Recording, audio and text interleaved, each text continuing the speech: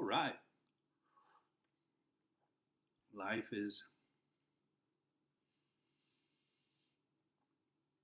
transformational.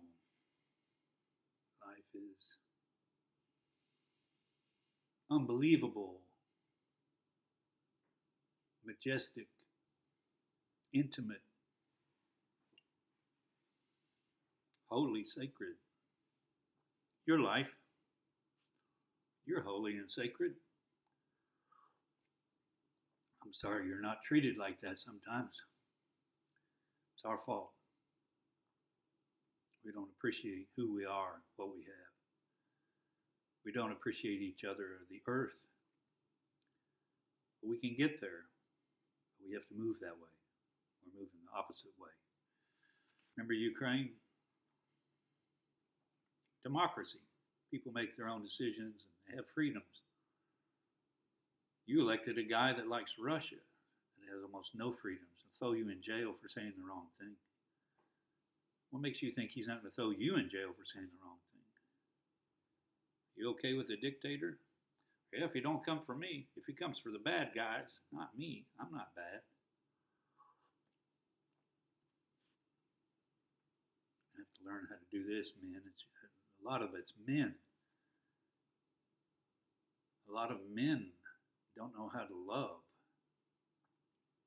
We, I guess through the years, like my dad's generation, the man went to work, put food on the table, and he was the boss. He was the boss in my family. I know that. And when he died, I'm helping him go to bed with a nephew and a brother or two. He's a big guy. The last thing he says, he wasn't really saying it to me, but I was right there. I need to talk to a doc. I need to talk to a lawyer. I need to talk to a lawyer. Because he had done nothing about preparing my mother to take over the family, the finances. He had lung cancer for a while from smoking, but I don't know if he really admitted that he was going to die. He was such a big, strong, powerful guy, alcoholic, but he stopped drinking after he was taken to the hospital. A lot of people, including me, was like, I can't believe he died. This big mountain of a man. So I don't think he thought he was going to die. And when he finally saw, my mother said, Texie, go get the morphine. So I went to Collier's drugstore, got the morphine, came back. She had an eyedropper and put it in his mouth. He was doing this. It was terrible to see. His lungs were gone. Couldn't breathe. Dying slowly. So you could call it a mercy killing if you wanted to, if you wanted to go that direction. But my mom gave him the morphine, kind of calmed down. We took him to bed. And that's where he said, I need to see a lawyer. Because he finally saw, man, I'm dying. And I've done nothing to help. No. It was bad for my mom. She didn't know what to do. She never had no control before. All of a sudden she has everything. It's like, what the hell do I do? She didn't know what to do. It wasn't good for her. It wasn't good for the family.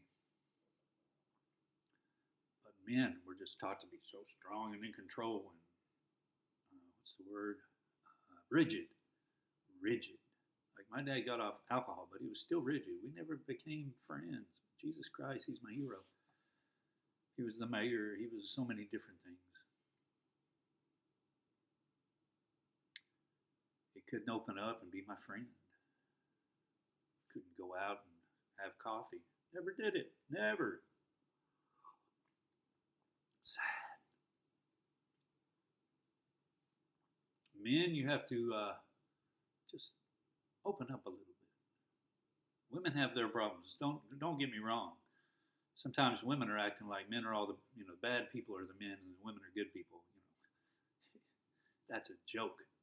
We all have issues. I'm just saying, men are issues. We have to be more open to life and to other people and to other ideas and not so rigid and hateful and angry. A lot of anger. I think maybe that's through the wars, through the years. We have fought the wars. I don't know. Or we got whipped by our dads. I got the hell whipped out of me. And that probably left some anger, some scars of anger. I don't know. Uh, what's it called? Incel. Involuntary celibacy. Guys that say, I want a woman, I want to make love, but they're keeping me from it. Who's keeping you from it? A lot of it is our society, which is so competitive. We create the society of competitiveness, not cooperation. We're not like this, more like this. That's us. So let's make a society where more cooperation happens and we care about each other more and life's not so rough and such a struggle and sometimes, so many people in poverty. How terrible is that? Worried about food, worried about electricity, living in a place where, a lot of other desperate people are and a lot of crime happens.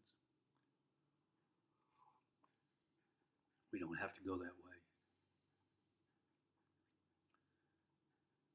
But you men can help us move toward a better life. And we need that. I guess men are used to be the leaders. I'm the leader. I'm the head of the family. I don't know what that means.